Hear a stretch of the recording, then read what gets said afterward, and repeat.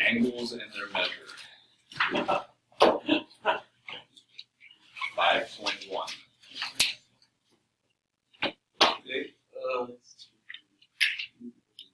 Yes.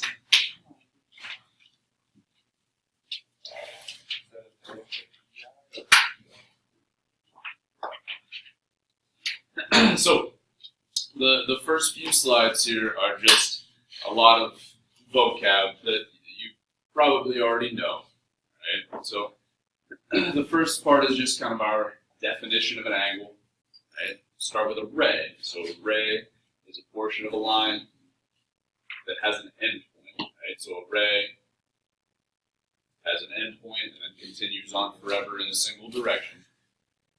An angle then is formed by taking a ray and rotating it about its endpoint, right? So, creating something like this, where we have basically two rays originating from the same endpoint.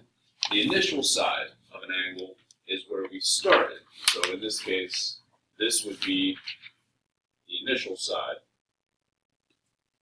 And then the terminal side is the side that we ended on. So in this example, this is the terminal side of our angle. Okay, and then that end point of the ray is called the vertex of the angle. Okay.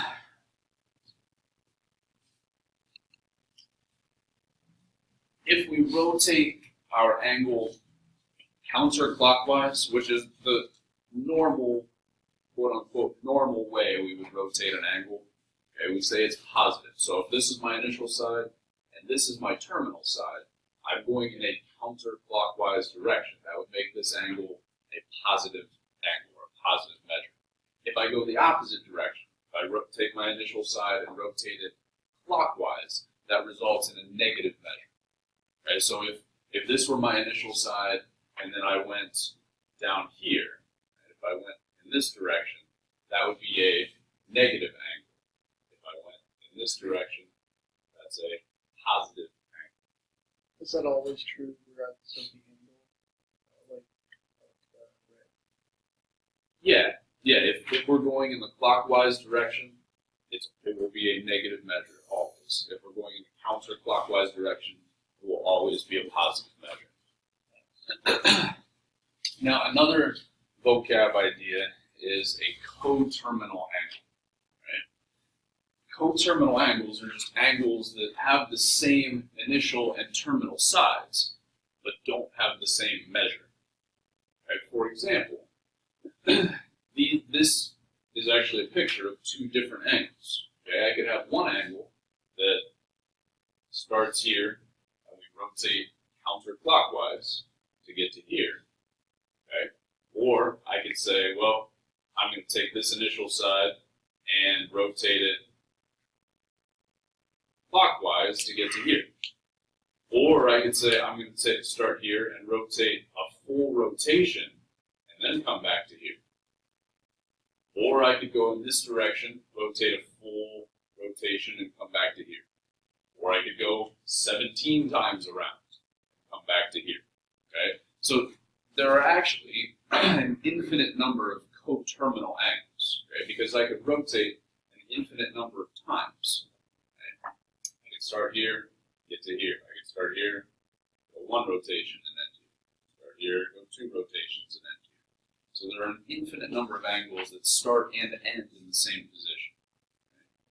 And we'll look at coterminal angles in a little bit more detail towards the end of our slides here.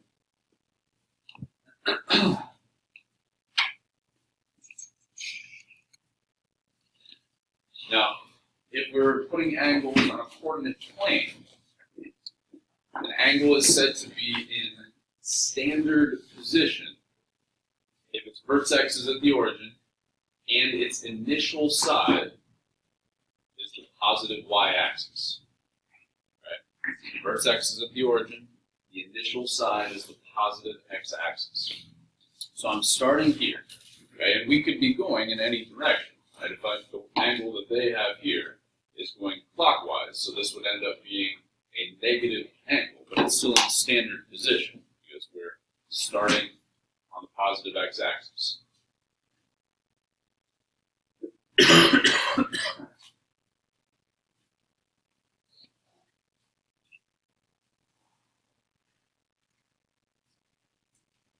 This is a term that does not get used a lot, right? But we say an angle in standard position is quadrantal if its terminal side lies on an axis. Okay, so if we start here on the positive x-axis, and then we end on any of the coordinate axes. Okay, so if we start here and end here, okay, that would be a quadrantal angle.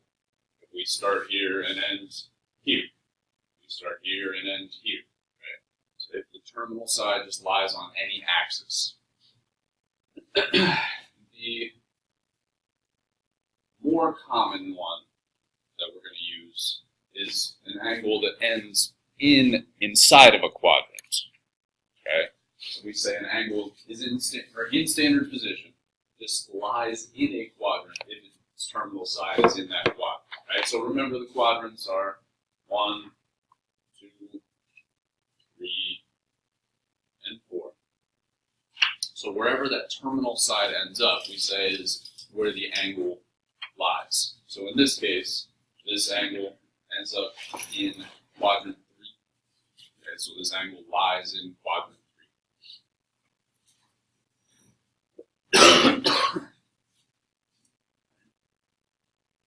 Questions so far?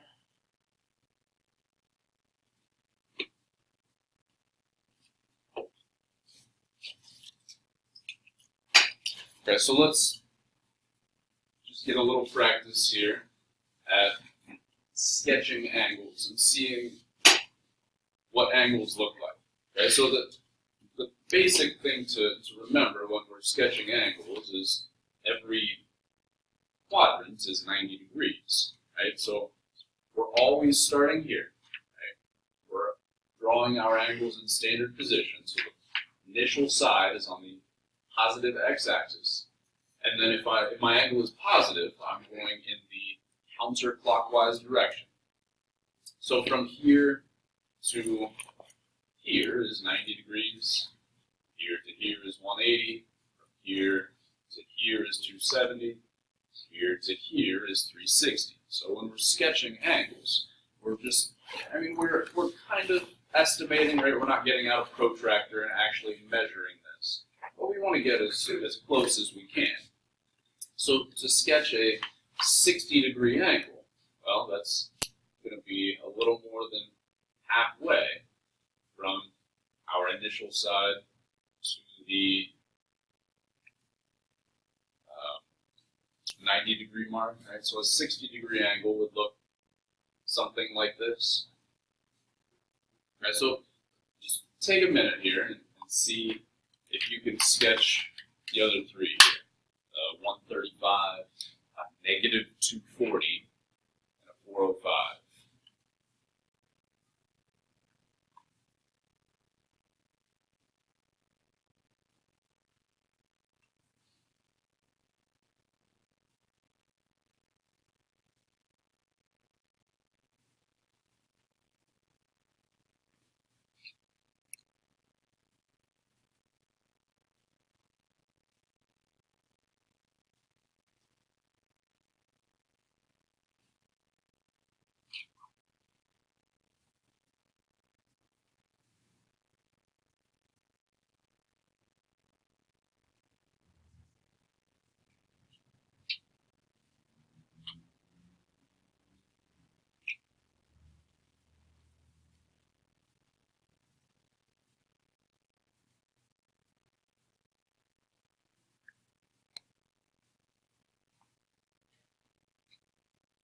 Which way are the quadrants ordered?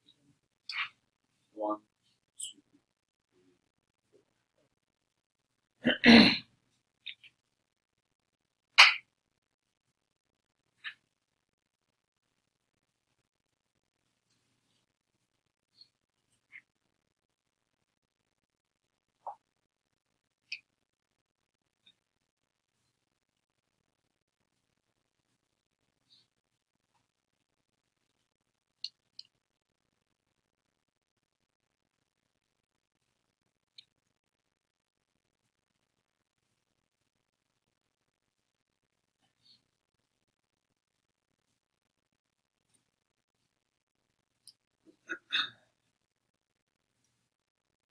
We get something like this for the 135. Okay, so, like I mentioned, each quadrant is 90 degrees, so they broke it down into, well, 135 is 90 plus another 45. Right? The next one was a negative angle. Right, so we're going clockwise. So negative 240, they broke it down into negative 180, and then another negative 60. So we should end up with something like this over here in quadrant 2. So we could say, they didn't ask us to do this, but we could say a coterminal angle with this would be positive 120. Now, I guess I didn't mention, when we're drawing these angles, we do want to draw this arrow to show what direction we're going. And if we just draw this angle, we're not sure if that's 120 or negative 240 or any other coterminal angle, right? 480. So we do want to draw this arrow to make sure that we're describing the angle that we're drawing. Okay, and then the final one was positive 405. So 405 is 360, which is one full rotation, plus another 45. Okay, so this is what our 405 degree angle should look like. Any questions on drawing angles in standard position?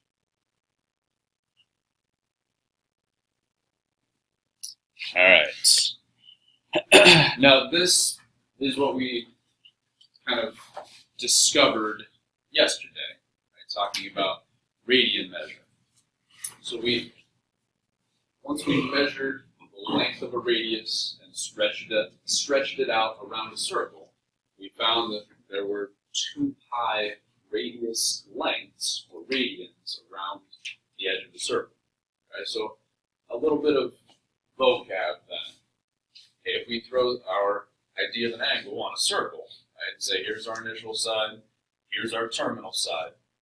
The angle, we're talking about a circle, the angle that's formed, we call it a central angle. And then the arc of the circle, we call it the intercepted arc.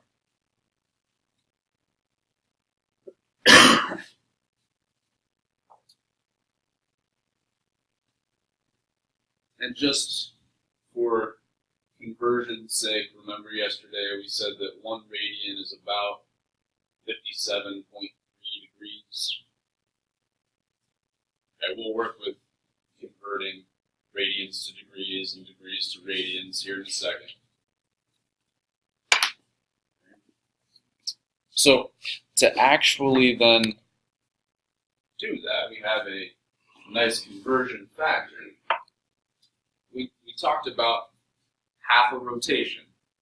Okay, a semicircle is 180 degrees or pi radians. So what we're going to use then is this conversion factor. We can say that 1 degree is pi over 180. So we're going to use this conversion, pi over 180, to go from degrees to radians. Right? So a couple of examples. The examples first. Our conversion then from radians to degrees is just going to be the reciprocal of that. Okay, 180 over pi. So from degrees to radians, we're using pi over 180. From radians to degrees, we're using 180 over pi. Now, you don't actually have to memorize that, because in practice, what we're doing is, if we're going from degrees to radians, we're trying to cancel out the degrees. Okay? So if we're trying to cancel out the degrees, to remember which one to multiply by, whether it's 180 over pi or pi over 180, well, if I want the degrees to cancel, degrees here are in the numerator, I would need the degrees in the denominator here. So when we're going from degrees to radians, we're taking our degree measure and multiplying it by pi over 180. And so here, this would end up being 30 pi over 180, and then we just reduce the fraction. Right? So 30 over 180 reduced to 1 over 6.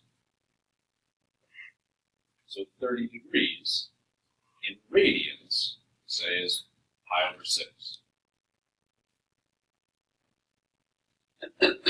So take a second here and see if you can do the other three.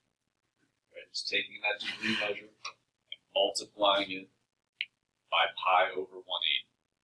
Because we want the degrees to cancel out.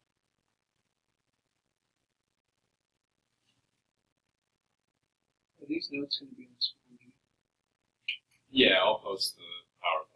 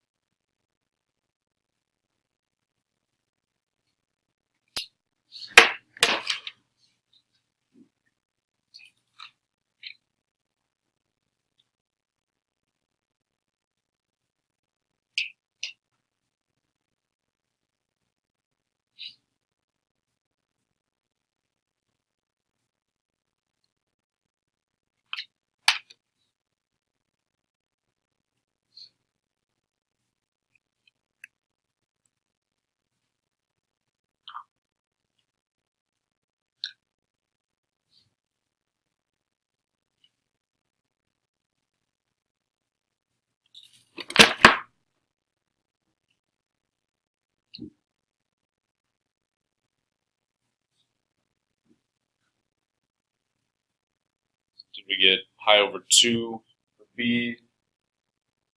Negative 5 pi over 4 for C? And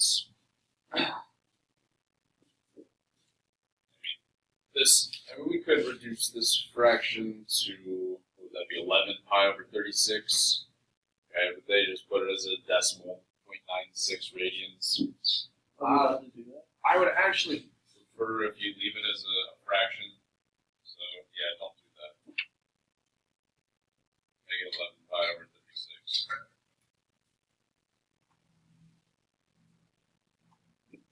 36. Questions on converting degrees to radians? Alright, then we can also obviously go the other way and convert an angle that's in radians to degrees. To do that, we want to think about canceling out the pi's. Alright, so if I'm going from degrees to radians, I multiply by pi over 180. If I'm going the other way, I'm going to multiply by 180 over pi. I want the pi's to cancel out so that I get a degree measure. So, one in the numerator, one in the denominator. I get 180 over 3, which would be 60 degrees. So, try the other one real quick here. negative 3 pi over 4 degrees.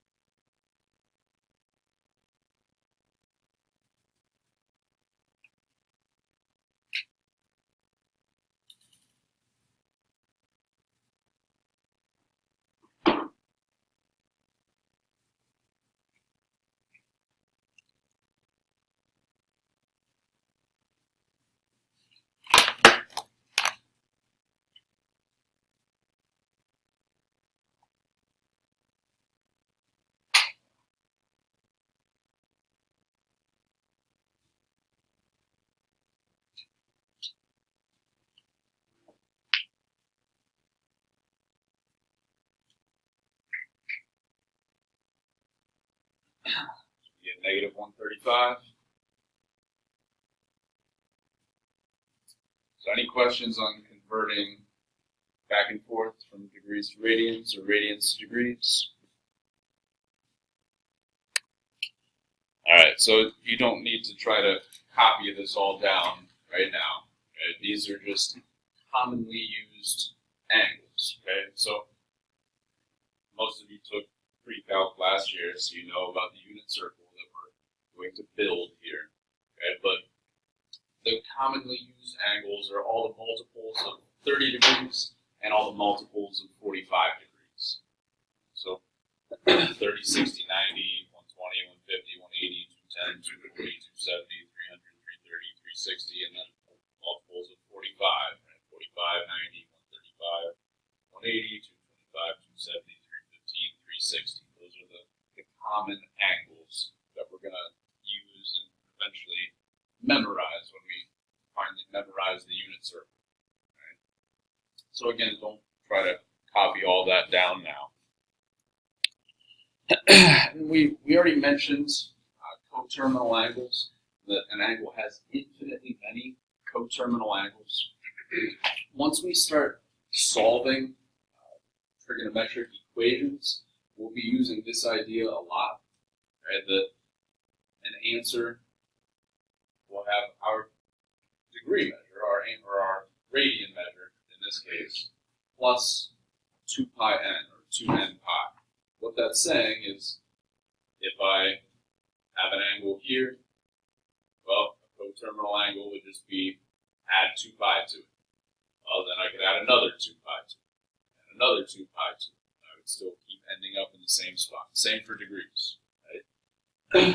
So 2 pi is equal to 360 degrees. So we can say we're adding 2 pi radians, or we're adding 360 degrees to end up in the same spot. And they're saying that n is just an integer. Right? So n could actually be a negative number. Right? We could say, well, here's my initial angle, but then I'm going to go 360 degrees in the negative direction to get to a coterminal angle. What this also means is the easiest way to find coterminal angles is to either add 2 pi or add 360 degrees. For example, if I have a 60-degree angle, the easiest way to find a coterminal angle would just be to add 360. Right? So that I could say, well, I'm going to go all the way around and end up in the same spot. So 60 plus 360 is 420. Right? I could just keep doing that. I could keep adding 360. Or I could actually subtract 360. Right? So I could say a coterminal angle would be to go 300 degrees in this direction. 60 minus 360 would be negative 300. Okay, so the easiest way to find coterminal angles is to either add or subtract 360 if we're talking about degrees, or 2 pi if we're talking about radians. Okay? Another kind of random refresher that's in this section is the idea of complementary and supplementary. Okay? Complementary are just two angles that add to 90. Supplementary are two angles that add to 180. And a lot of you had me for geometry, taught you a stupid trick to remember the difference between complementary and supplementary. Right? Does anybody remember what that was? Not really. No. Not really.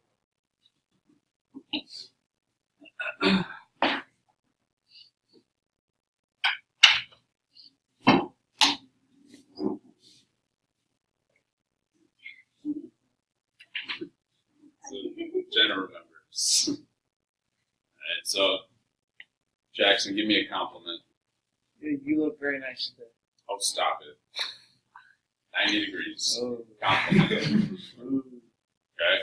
It's stupid. Right? But it's stupid enough that it'll help you remember. So complement, 90 degrees. Supplement, they add to 180.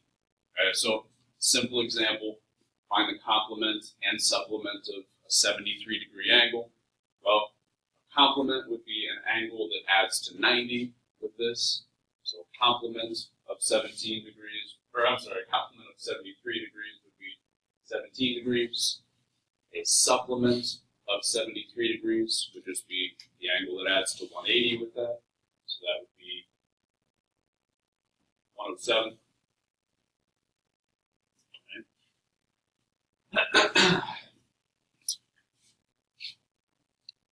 Now, I guess I should also mention with this that not all angles have positive complements and supplements. Right? If we're talking about a 200-degree angle, right, that's not going to have a positive supplement or complement.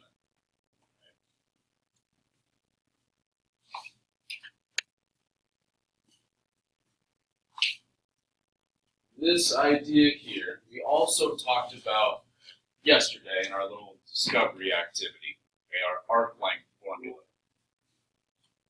The general way to describe arc length is with S. In our activity yesterday, we just used a capital L, but it's the same thing. The length of an intercepted arc in a circle is just the radius of the circle times the degree measure in radians. Okay, that's important. That the angle is measured in radians when we're using this formula. Okay, so the arc length is just the radius times the degree measure in radians. So basically, it's just saying, well, how many times do I have to multiply the radius to get to that angle? And we're saying how many radius lengths is this? So a simple example of that would be if a circle has a radius of 18 inches, find the length of the intercepted arc by a central angle with a measure of 210. Okay, so again, our angle has to be in radians to use this formula. So if we're given an angle in degrees, we have to convert it first. Okay, so we can come off to the side here and say, well, to convert that, I need to use pi over 180. We want the degrees to cancel. So, what is that? 7 over 6. 7 pi over 6 if we reduce 210 over 180. So once we have it converted to radians, then I can plug into my formula. So the arc length here is going to be 18, that's my radius, times 7 pi over 6. So that would end up being 21 pi. So we can say 21 pi inches is my intercepted arc length here. So just the big key using the arc length formula is that the angle measure has to be in radians. Questions on that?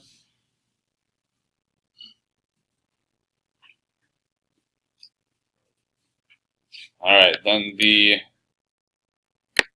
final idea for today is the area of a sector of a circle. So we talked about finding the length of a sector, the arc length. Well, we can also talk about finding the area of a piece of a circle. Okay?